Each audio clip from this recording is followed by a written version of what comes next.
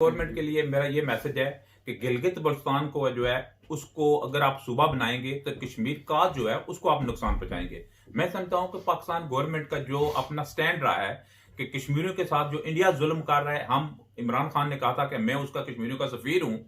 अगर गिलगित बल्तिस्तान को आप सूबा बनाएंगे तो वो जो आप सफीर अपने आप को कहते हैं वो मैं समझता हूं उस काल को बड़ा नुकसान पहुंचेगा। और दूसरा, जो कश्मीरियों ने इतनी बड़ी कुर्बानी पिछले 70 साल से दी है, 5 लाख से ज्यादा हमने जानों की कुर्बानी दी है, अपनी माए बहनों की इज्जतें लुटाई हैं, तो इसलिए नहीं लुटाई कि कोई भी इस तरह की कदम आप पाकिस्तान उठाए जो कश्मीरियों के दिलों में पाकिस्तान के अंदर अवाम की सपोर्ट है जो वो खत्म हो और कश्मीर काज को नुकसान पहुंचे। मैं समझता हूं कि कश्मीर का जो मामला है उसको कश्मीरियों के लिए हक के खुदरादियत के लिए सपोर्ट करें और कश्मीरियों को रिफंडम का मौका दें। जब रिफंडम कश्मीरियों को मिलेगा उसके बाद कश्मीरी फैसला करें उन्होंने पाकिस्तान के साथ जाना है, इंडिया के साथ जाना है या खुद मुख्तार रहना है। और गिलगित बल्तिस्तान के हवाले से जो आप कह रहे हैं कि सी पैक के हवाले से आपको वहां जो जरूरत पड़ी है जिसकी वजह ये सारा कुछ आप कर रहे हैं, आप ऐसे करें कि कश्मीर जो गिलगित बल्तिस्तान के लोग हैं उनको हकूक दें। मैं तो समझता हूं कि इनको इतने ज्यादा हकूक दें कि जो इस्लामाबाद के रहने वाले लोग हैं जिनके पास जितने हकूक हैं इतने गिलगित बल्तिस्तान वालों को हकूक दें,